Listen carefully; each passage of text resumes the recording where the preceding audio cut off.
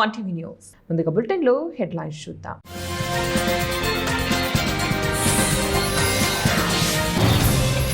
నేడు బంగ్లాదేశ్ పార్లమెంట్ ఎన్నికలు. 299 సీట్లకు ఎన్నికలు.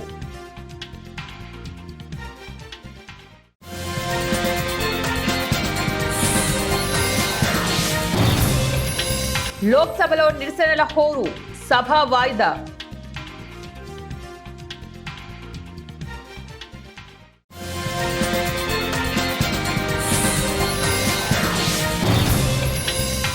గుర్గావ్లో 500 కోట్ల real estate scam. CEO arrest. Bangladesh parliament ఎన్నికలు గురువారం జరగనున్నాయి. ఎన్నికల వేళ హింసాత్మక ఘటనలు జరగకుండా దేశవ్యాప్తంగా దాదాపు 10 లక్షల మంది పోలీసులను ఎన్నికల భద్రతా విధులకు కేటాయించారు. 12.77 కోట్ల మంది బంగ్లాదేశ్ పౌరులు ఓటు హక్కును వినియోగించుకోనున్నారు. షేక్ హసీనా పార్టీ అవామీ లీగ్ను మహమ్మద్ యూనస్ నేతృత్వంలోని తాత్కాలిక ప్రభుత్వం రద్దు చేయడంతో ఈ ఎన్నికల్లో బంగ్లాదేశ్ నేషనలిస్ట్ పార్టీ, జమాతే ఇస్లామీ పార్టీల మధ్యనే పోటీ నెలకొంది. బంగ్లాదేశ్లో మొత్తం 300 పార్లమెంటు స్థానాలకు గాను 299 సీట్లకు ఎన్నికలు జరగనున్నాయి. ఒక స్థానంలో అభ్యర్థి చనిపోవడంతో అక్కడ ఎన్నికను వాయిదా వేశారు. పార్లమెంట్ బడ్జెట్ సమావేశాల్లో నేడు లోక్సభ ప్రారంభం కాగానే విపక్ష సభ్యులు ప్రభుత్వ వ్యతిరేక నినాదాలతో సభను హోరెత్తించారు. ముఖ్యంగా భారత్ అమెరికా వాణిజ్య ఒప్పందం, ఎంపీల సస్పెన్షన్ అంశాలపై చర్చకు ప్రతిపక్షాలు పట్టుబట్టడంతో ప్రశ్నోత్తరాల సమయానికి తీవ్ర అంతరాయం కలిగింది. స్పీకర్ స్థానంలో ఉన్న పీసీ మోహన్ సభ్యులను శాంతింపచేయడానికి ప్రయత్నించినప్పటికీ మాకు న్యాయం కావాలి అంటూ విపక్ష ఎంపీలు వెల్లోకి దూసుకెళ్లారు. ఈ గందరగోళం మధ్య 13 ప్రశ్నలకు సమాధానాలు లభించినప్పటికీ పరిస్థితి అదుపు తప్పడంతో సభ వాయిదా పడింది. హర్యానాలోని గురుగ్రామ్లో భారీ రియల్ ఎస్టేట్ కుంభకోణం ప్రకంపనలు రేపుతోంది. ప్రముఖ luxury hub 32 avenue CEO Dhruv శర్మను పోలీసులు అరెస్టు చేశారు. 500 కోట్ల రియల్ ఎస్టేట్ కుంభకోణం చేశాడనే ఆరోపణలు వెల్లువెత్తాయి. పోలీసుల ప్రకారం శర్మ ఒక వాణిజ్య భవనంలోని ఒకే అంతస్తును దాదాపు 25 మంది విక్రయించారు. భారీ మోసపూరిత ఆపరేషన్కు సంబంధించి గురుగ్రామ్ పోలీసులు శుక్రవారం శర్మను అరెస్టు చేశారు. ఈ ఫిర్యాదుల విలువ మొత్తం 500 కోట్ల దాకా ఉంటుందని దర్యాప్తు అధికారులు అంచనా వేశారు. కేంద్ర ప్రభుత్వం తీసుకొచ్చిన 4 లేబర్ కోడ్లను రద్దు చేయాలని దేశవ్యాప్తంగా ఉద్యోగి కార్మిక సంఘాలు చేపట్టిన సమ్మె తిరువూరులో విజయవంతమైంది. సిఐటియు అనుబంధ సంఘాలు, అంగన్వాడీ, ఆశా, మున్సిపల్, ముఠా కార్మికులు, రైతు సంఘాలు, ఆటో కార్మికులు, ఏపీ ఎన్జీఓస్ నాయకులు, ఏఐటియుసి సభ్యులు పెద్ద సంఖ్యలో పాల్గొన్నారు. వైఎస్ఆర్ ట్రేడ్ యూనియన్ నాయకులు సంఘీభావం తెలియజేశారు. ఫ్యాక్టరీ సెంటర్ నుంచి ప్రదర్శనగా బయలుదేరిన కార్మికులు తహసీల్దార్ కార్యాలయం వద్ద ధర్నా నిర్వహించారు.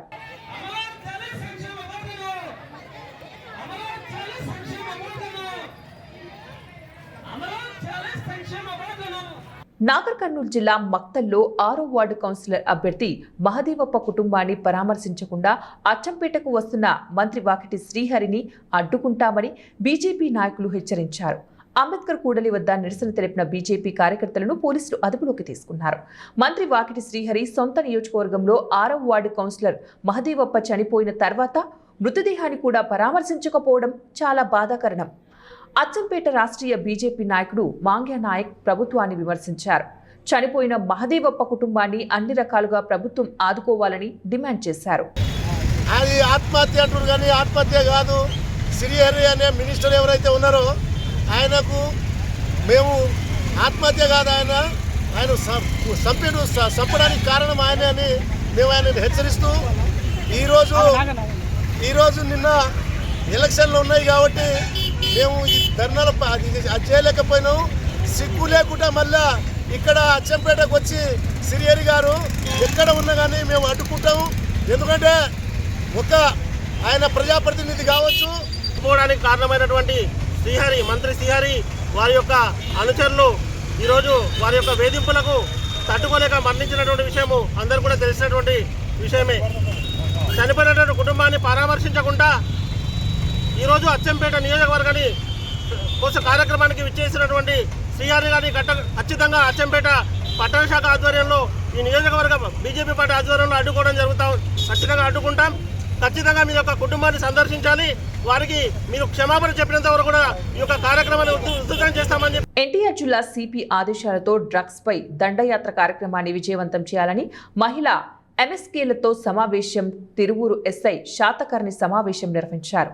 సమావేశంలో మాట్లాడుతూ డ్రగ్స్ పై దండయాత్ర కార్యక్రమం ప్రజల్లోకి విస్తృతంగా తీసుకెళ్తూ జిల్లా మొత్తం తిరుగుతూ దానిలో భాగంగానే ఈ నెల 15, 16, 17లలో తిరువూరు వస్తున్న పోలీస్ అధికారులకు ఘన స్వాగతం పలకనున్నారు. ముఖ్యంగా 3 రోజులు పట్టణంలో జరిగే డ్రగ్స్ పై దండయాత్ర కార్యక్రమంలో యువకులను మత్తు పదార్థాల నుంచి కాపాడడానికి అవగాహన కల్పించాలన్నారు. అక్కడంటే హైవే మీద ప్రతి కనిపిస్తుంది. ఏదైతే గ్రాండ్ వెల్కమ్ ఉండదో డీజిల్ పెట్టాడు చేస్తే అది వైజాక్షన్ దగ్గర చేస్తారు. అక్కడ ఓన్లీ మన ఏరియాలోకి అప్పుడే గౌరవపూర్వకంగా ఎంటర్ అవుతున్నందుకు అక్కడ వరకు పూలు చల్లి కారు తెచ్చేసి బొట్టు పెట్టేసి పంపించారు. గురుకుల్లోనూ ఇప్పుడు 2 కొత్తలు వచ్చినాయి కదా, ఎమ్మెల్యేలు వీళ్ళందరినీ కూడా ఖచ్చితంగా రోడ్డు మీద వచ్చేలా చూడాలి. గురుకుల్లో ఖచ్చితంగా ఉండాలి. గురుకులలో వెల్కమ్ కూడా పెట్టించాలి. వాళ్ళు ఎక్కడెక్కడ ఉంటారు ఇక్కడ పిలిపిస్తే పోతాము. అంటే నాకు తెలిసి నాకు బైపాస్ ఇవ్వకపోవచ్చు, ఎందుకంటే బాగా లెంగ్తీ అయిపోద్ది. వాళ్ళు తోకపల్లి దాకా వెళ్ళి తొక్కేసరికి నెరసపడిపోతుంది. వెల్కమ్ అప్పుడు అక్కడ పెడతావులేమ్మా. ఎమ్మెల్టీ వాళ్ళ వాళ్ళు హాస్టల్స్ ఏనా ఆదివారం గురుకుల్లో కూడా ఉంటారు లేదు తెలియదు. ప్లకార్డులు మీ కాడ మీకు ఎత్తాం, 10 ప్లకార్డులు ఎత్తాం, 10 ప్లకార్డులు అక్కడ పెట్టుకున్నాం, 10, 20 ఎత్తాం ఒక్కో ప్లేస్కి. ఆ 20 మళ్ళీ అక్కడ పెట్టుకుని ఆ పూలు ప్లకార్డులు ఆ బొగ్గలు పూలు ఒకటి బొగ్గలు అన్ని కూడా రెడీ చేసుకుని అక్కడ లోకల్ సెంట్రేషన్ పెట్టుకాడ. ఇక ఈ ఏంటి ఏ పగబడుతున్నారు ఒకటి ఏది చేయగలిగి చేయండి. నిన్న ఒకటి పూలు ప్లకార్డులు ఎంతవరకు అయితే మీకు. తిరుపతి జిల్లా పాకాల మండలం పాకాల ఆర్టీసీ బస్టాండ్ సమీపంలో రోడ్డు కూడలి వద్ద కార్మికులతో కలిసి సిఐటియు జిల్లా నాయకుడు మధుసూదన్ రావు, ఏఐటియుసి జిల్లా కమిటీ సభ్యుడు ప్రకాష్ ఆధ్వర్యంలో నిరసన కార్యక్రమాన్ని చేపట్టారు. ఈ సందర్భంగా జిల్లా నాయకులు మధుసూదన్ రావు, ప్రకాష్లు మాట్లాడుతూ కార్మికులకు పని ఒత్తిడి తగ్గించాలని ప్రభుత్వాన్ని కోరారు.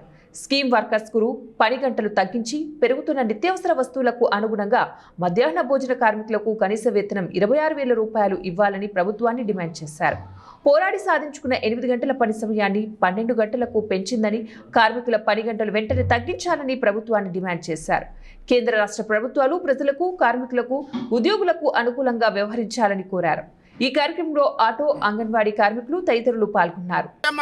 సంక్షేమ కార్యక్రమాల్ని నిర్వీర్యం చేస్తూ 4 లేబర్ కోడ్లు కొత్తగా తెచ్చి పాత 44 లేబర్ కోడ్లను నిర్వీర్యం చేస్తున్నది.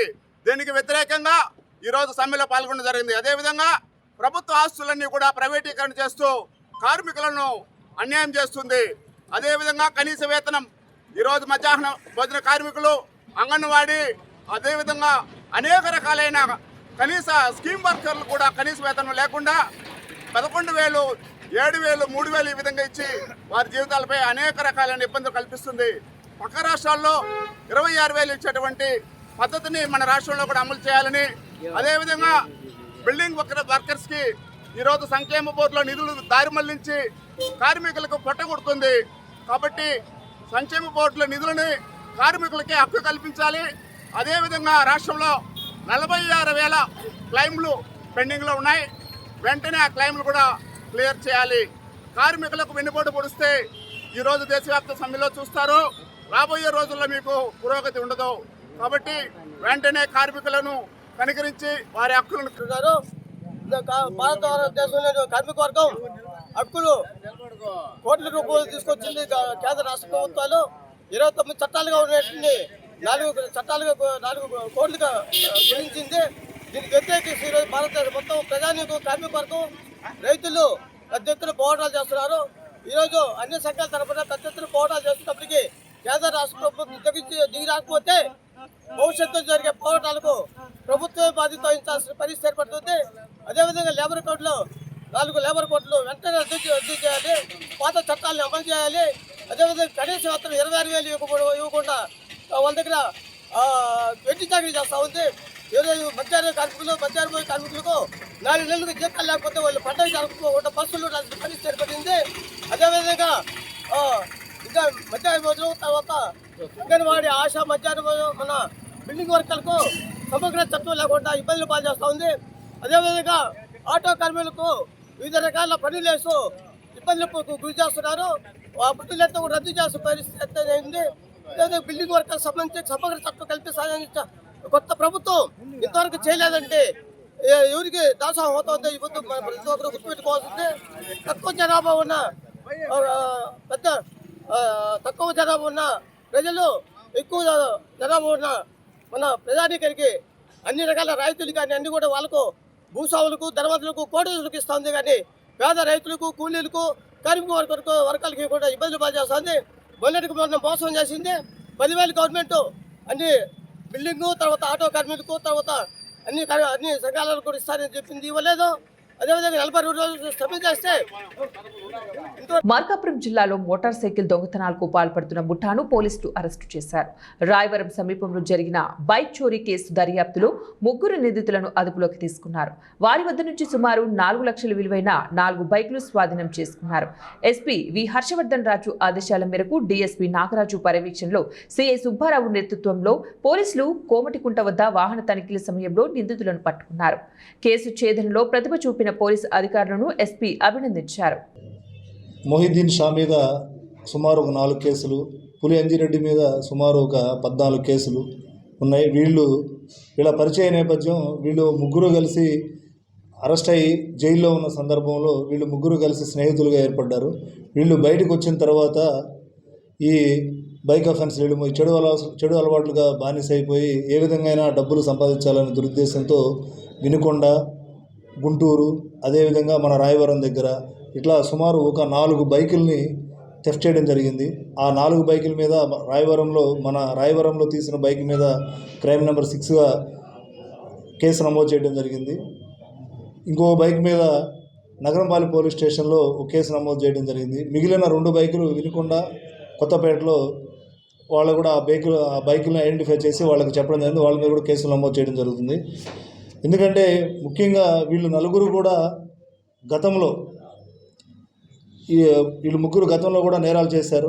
దీని మీద మన మార్కాపూర్ రూరల్ ఎస్ఐ గారు వాళ్ళ సిబ్బంది నిఘా పెట్టి మా గౌరవనీయులైన మార్కాపురం జిల్లా ఇన్ఛార్జ్ ఎస్పీ గారైన శ్రీ హర్షవర్ధన్ రాజు ఐపీఎస్ గారి ఆదేశాల మేరకు మార్కాపురం డిఎస్పీ గారైన యు నాగరాజు గారి పర్యవేక్షణలో నేను, మా ఎస్ఐ గారు, సిబ్బంది అందరం కలిసి నిఘా పెట్టి ఈరోజు మార్కాపూర్ రూరల్ ఎస్ఐ గారు ముద్దాయిలని కోమటికుంట జంక్షన్ వద్ద అరెస్ట్ చేయడం జరిగింది. వీళ్ళ 3 రిమాండ్ నిమిత్తం జ్యుడిషియల్ కస్టడీకి ఇప్పుడు పంపించడం జరుగుతుంది. ఈ 4 బైకుల్లో 3 బుల్లెట్ వెహికల్స్, ఒక పల్సర్ వెహికల్, వీటి యొక్క విలువ సుమారు 4 లక్షలు ఉంటుంది. కాబట్టి ముఖ్యంగా ప్రజలందరూ గమనించాలి, బైకుల్ని ఎక్కడ పడితే అక్కడ పెట్టకుండా పార్కింగ్ ప్లేసుల్లో పెట్టుకుని వీళ్ళు కొంతమంది ముద్దాయిలు ఈ తాళాలు లేకుండా కానీ లేకుంటే నెంబర్ ప్లేట్లు లేకుండా కానీ బైకుల్ని ఇష్టం వచ్చినట్లు పార్క్ చేయడం వల్ల వాళ్ళు దొంగలించడానికి అవకాశం ఉంటుంది. ఇటువంటి నేరాలకు పడిపడే వాళ్ళ యొక్క ఎవరైనా ప్రజల దృష్టికి వచ్చినట్లయితే వాళ్ళు మాకు సమాచారం ఇచ్చినట్లయితే వాళ్ళ యొక్క సమాచారం ఇచ్చిన వ్యక్తుల యొక్క సమాచారాన్ని కూడా గోప్యంగా ఉంచడం జరుగుతుంది. ప్రాణాలను త్యాగం చేసి సాధించుకున్న కార్మిక హక్కులను మోడీ సర్కార్ హరించి వేస్తోందని 44 కార్మిక చట్టాలను 4 కోడ్లుగా విభజించడాన్ని వ్యతిరేకిస్తూ కార్మిక లోకం కన్నెర చేసింది. పెద్దపల్లి జిల్లా రామగుండం రీజియన్లో సింగరేణి కార్మికులు, కర్షకులు ఒక్కరోజు దేశవ్యాప్త సమ్మెలో స్వచ్ఛందంగా పాల్గొన్నారు. కేంద్ర ప్రభుత్వం దేశంలో నల్ల చట్టాలను అమలుపరుస్తూ కార్మికులను కట్టు బానిసలుగా మారుస్తోందని ఆర్థిక సంఘం నాయకులు ఆగ్రహం వ్యక్తం చేశారు. పోరాడి సాధించుకున్న 8 గంటల పని విధానాన్ని రద్దు చేసే కుట్ర జరుగుతోందని వారు అసహనం వ్యక్తం చేశారు. కార్మిక వర్గం సమ్మె చేయాలన్నా, సంఘం పెట్టాలన్నా హక్కులకై పోరాటం చేయలేని పరిస్థితులు దాపురించాయన్నారు. ప్రభుత్వ రంగ సంస్థల్లో కాంట్రాక్టు కార్మికులను శ్రమ దోపిడీకి గురి చేస్తున్నారని, మానవ పనికి సమాన వేతనం కల్పించాలని వారు కోరారు. దేశంలోని ప్రభుత్వ రంగ సంస్థలను ప్రధాని మోదీ కార్పొరేట్ సంస్థలకు కారు చౌకగా కట్టబెడుతున్నారని నాయకులు విమర్శించారు. ఇప్పటికైనా కేంద్ర ప్రభుత్వం 4 లేబర్ కోడ్లను ఉపసంహరించుకోవాలని, తెలంగాణలో గోదావరి పరివాహక ప్రాంత బొగ్గు బ్లాక్లను సింగరేణికి అప్పచెప్పాలని వారు డిమాండ్ చేశారు. ఇలా స్వతంత్రం రాకముందు సాధించుకున్నామో, ఇలా నరేంద్ర మోదీ వచ్చినాక ఈ చట్టాలకు కార్మికులకు వ్యతిరేకంగా బిల్లు తీసుకొచ్చిండు. దానికి వ్యతిరేకంగా ప్రపంచ కార్మికుల ఏకంగా అని చెప్పి నినాదంతో ఇలా కార్మిక వర్గం అంతా ఏదైనా మనకిరు నరేంద్ర మోడీ ఇలా నీవు ఏదైతే బిల్లు తీసుకొచ్చావో దాన్ని వాపసు తీసుకొచ్చేదాకా కార్మికులు కన్నెర చేస్తే కర్షకులు తిరుగుబాటు చేస్తే ఏ ప్రభుత్వం కూడా బతికి బట్ట కట్టలేదు. కాబట్టి ఖబర్దారు ఇవాళ బీజేపీ ప్రభుత్వం ద్వారా, ఎందుకంటే కష్టపడి ఇలా కార్మిక చట్టాలు తీసుకొచ్చినందుకు ఇలా మీ బీజేపీ ప్రభుత్వం 12(3) అగ్రిమెంట్ చేసుకున్నటువంటి కూడా ఇలా ఈ నాశనం చేసినందుకు మీరు తగిన మూల్యం చెల్లించుకుంటారు. సింగరేణి కార్మికులతో ఎవరు పెట్టుకున్నా, రైతులతో ఎవరు పెట్టుకున్నా ఏ ప్రభుత్వం నిలబడలేదు. అందులో పనిచేస్తున్న కార్మికుల హక్కులు ఎట్లా తీయాలని ఇవాళ పారిశ్రామికవేత్తకు అనుకూలంగా చట్టాలని మార్చి కార్మికుల్ని కార్మిక సంఘాలని నిర్వీర్యం చేసి ఇలా మొత్తం టోటల్ గా కారు చౌకగా ప్రభుత్వ రంగ సంస్థలు నిర్వీర్యం చేస్తూ ఉన్నారు. ఎక్కడ మీరు ఇచ్చిండ్రు? రైల్వే మీరు ఇచ్చిండ్రా, ఎయిర్పోర్ట్ మీరు ఇచ్చిండ్రా, స్టీల్ మీరు ఇచ్చిండ్రా, బిఎస్ఎన్ఎల్ మీరు ఇచ్చిండ్రా, ఆఖరికి వస్తే 1000 కోట్ల లాభాలు వచ్చే ఎల్ఐసి కూడా మిగిలిపోతుంది. బ్యాంకింగ్ వ్యవస్థని అంటే టోటల్ కోల్ ఇండియాని మొత్తం కూడా లాభాలు వచ్చే వాటి ఎవరమ్ము అంటారు మిమ్మల్ని. అందుకనే బీజేపీ ప్రభుత్వానికి మేము కార్మిక వర్గంగా బొగ్గని కార్మికులకు హెచ్చరిక చేస్తున్నాం. వెంటనే మీరు ఉపసంహరించుకోండి. సింగరేణిలో మొత్తం తెలంగాణలో బొగ్గు బలని తెలంగాణకి కేటాయించాలని చెప్పి జేఏసీ పక్షాన్ని మేము సిఐటి పక్షాన్ని కూడా డిమాండ్ చేస్తా ఉన్నాం. తెలంగాణ అతిపెద్ద పరిశ్రమ సింగరేణి ఇవాళ కొన్ని వేల మందికి ఉపాధిగా అందిస్తున్న సంస్థని నిర్వీర్యం చేయని చెప్పి ఇలా ప్రైవేటులకు రావడానికి కోసం టెండర్ ద్వారా పిలుస్తా ఉన్నారు. దేనికోసమని అడుగుతున్నాం. మనం విజయవంతం చేసినటువంటి సందర్భంగా జేఏసీ తరఫున తెలంగాణ బొగ్గని కార్మిక సంఘం తరఫున కార్మిక వర్గానికి శుభాకాంక్షలు తెలియజేస్తూ ఇదే స్ఫూర్తితో మనం ఖచ్చితంగా రాబోయే రోజుల్లో కూడా కార్మిక సమస్యల పరిష్కారం కోసం ముందుండాలనేటువంటిది. ఈరోజు కేంద్ర ప్రభుత్వం కార్మిక వర్గం పైన చేస్తున్నటువంటి దాడిని మనం ఎదుర్కోకపోతే ఈరోజు భారతదేశంలో ఉన్నటువంటి కార్మిక వర్గానికి బతుకులేనటువంటి పరిస్థితి ఉంటుంది. ఈరోజు తీసుకొచ్చినటువంటి 4 లేబర్ కోడ్లు అనేటువంటిది ఈరోజు సమ్మె చేయాలన్నా సంఘం పెట్టాలన్నా ఇబ్బందికరమైనటువంటి పరిస్థితులను సృష్టిస్తున్నటువంటిది మనం చూస్తూ ఉన్నాం. అంతేకాకుండా మన జీతభత్యాలు అయితేంది, మన సేఫ్టీకి సంబంధించినటువంటివి అయితేంది 29 చట్టాలను 4 కోడ్ల తీసుకురావడం అనేటువంటిది చాలా బాధాకరమైనటువంటి విషయం. దానివల్ల యూనియన్లు కానీ కార్మిక వర్గానికి అయితేంది బార్గెనింగ్ చేయడానికి కానీ మన వేజ్ రివిజన్ చేసుకోవడానికి కానీ ఇలాంటి అనేటి సమస్యలు వస్తున్నాయి.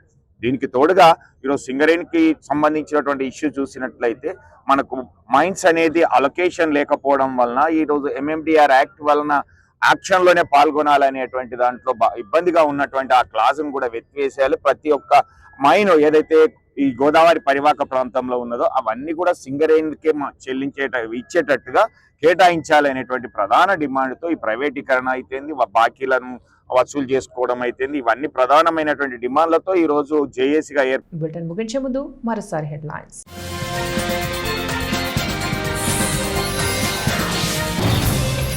నేడు బంగ్లాదేశ్ పార్లమెంట్ ఎన్నికలు, 299 సీట్లకు ఎన్నికలు.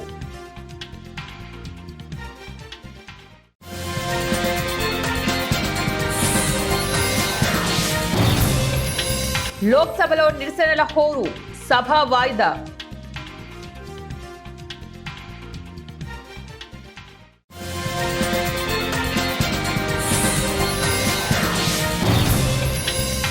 గుర్గావ్లో 500 కోట్ల real estate scam, CEO arrest. ఇవి ఇప్పుడు బులెటిన్ డీటెయిల్స్. నెక్స్ట్ బులెటిన్లో మళ్ళీ కలుద్దాం. Until then keep watching 1TV News.